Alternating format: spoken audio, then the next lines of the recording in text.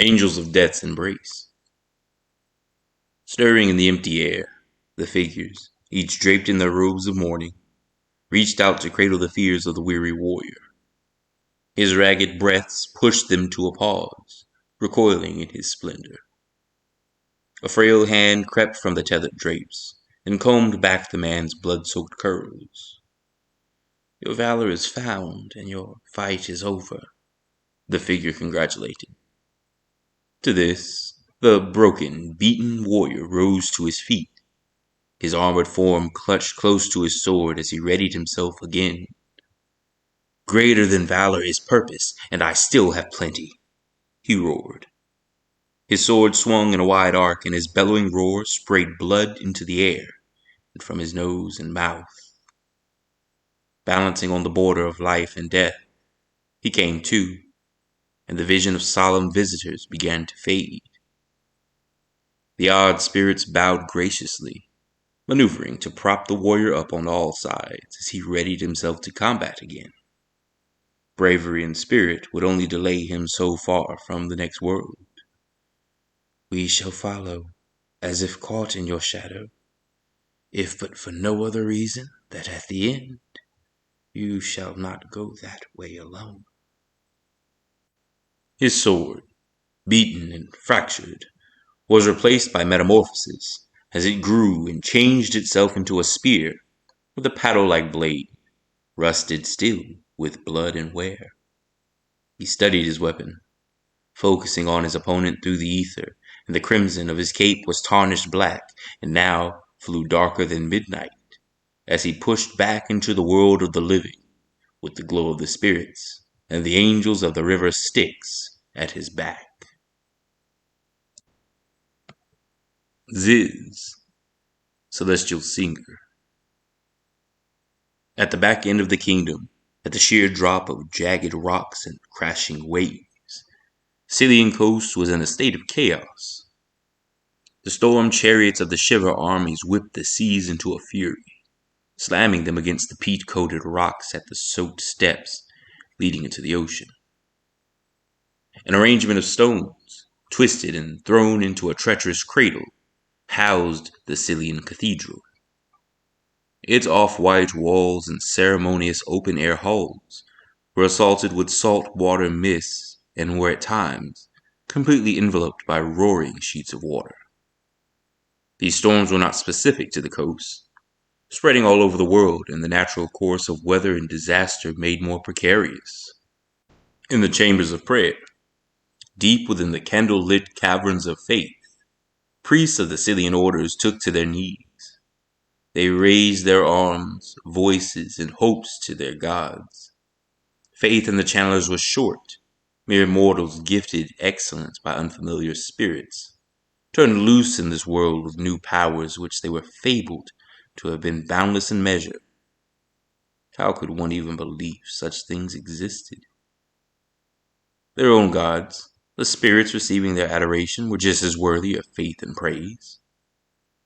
The prayers were birthed from the abbot in blue, his voice intertwined with the tingling of air-filled chimes. His lead was followed by the abbot in white, his voice shrill and aggressive, weaponized by a large drum pressed between his thighs. A congregation of priests and nuns joined the example of either of the two abbots and shook their wrists to the winds, as they were adorned most loosely with tiny metal pins that clattered in harsh harmonies. Aether, gifted from the spirits, the songs of the churches across the land and the whelming winds that rebuked the pestilence riding their course, poured into the chamber. It landed and fluttered through the robes of those priests and pulled the divine energies from their praise.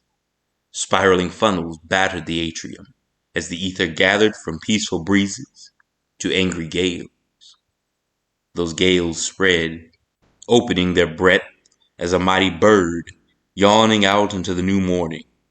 They materialized, feathers, ravenous talons, and warm, focused eyes.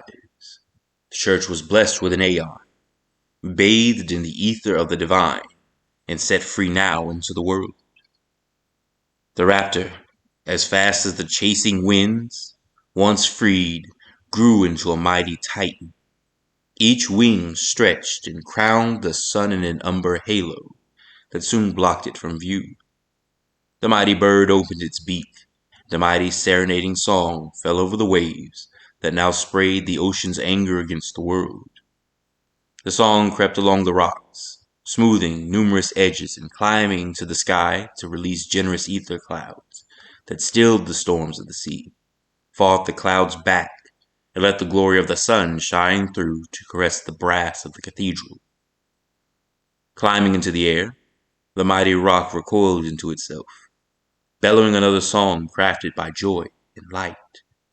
This song reached over the entirety of the Cylean kingdom, tantalizing the ears of aeons and channelers. The song reached the aeons, fell graciously on the ears of the now dying Ishbel. His blood-soaked lips inhaled ether and air from the celestial hymn. With this, he rose to his feet, remembering his purpose. Its call rained down upon the kingdom of Lasalja with the weight and beauty of a battalion of angels.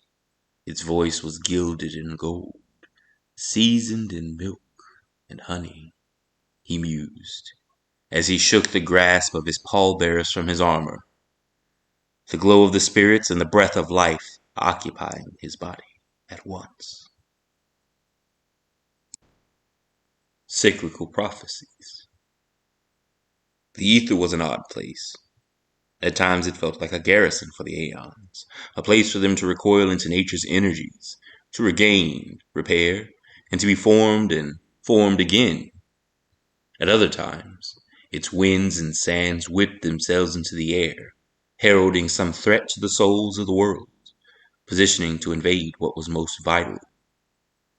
It was in this prison of abundant energies that John was called and put to the charge of the attack, no, the defense of the ether, which formed a bridge between the worlds. He took his visit to the tumultuous plains outside of Lasalja, the site of war being birthed. He made it his fuel.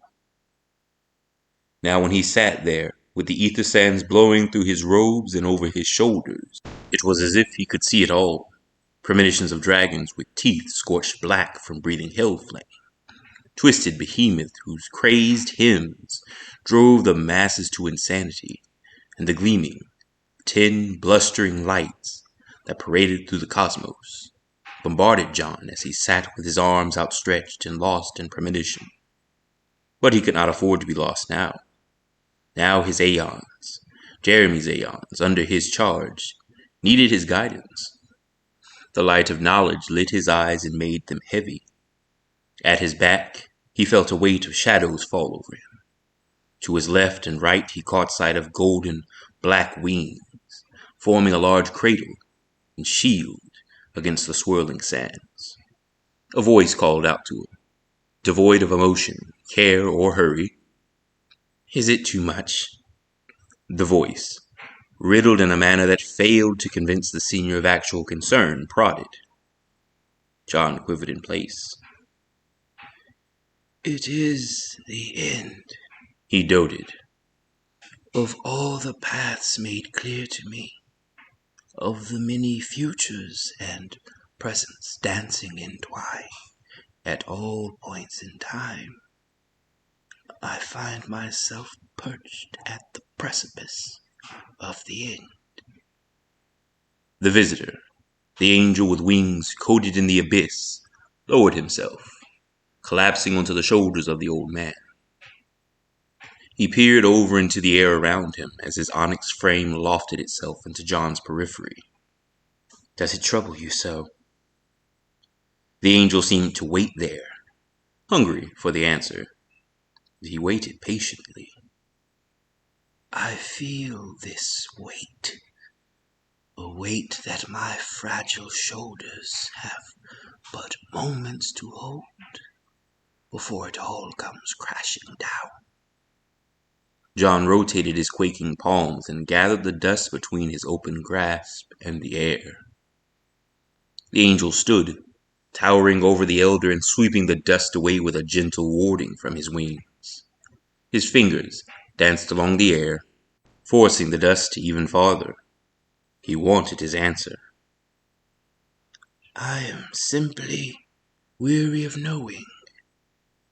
The old man's answer was simple but true. The trailing of his words and exhaustion in his tone verified his statement. What could be more traumatizing than seeing the future and knowing nothing you can do can change it? Questioned Ishwafil, as he glared intently into John's trembling figure. You are a man who has made his stock in witnessing the words and promises of beings beyond your own station. Is there anything more pathetic than you, made only to witness, never to participate? The old man turned to face the angel, whose darkened wings cast their melancholic shade over the swirling aether.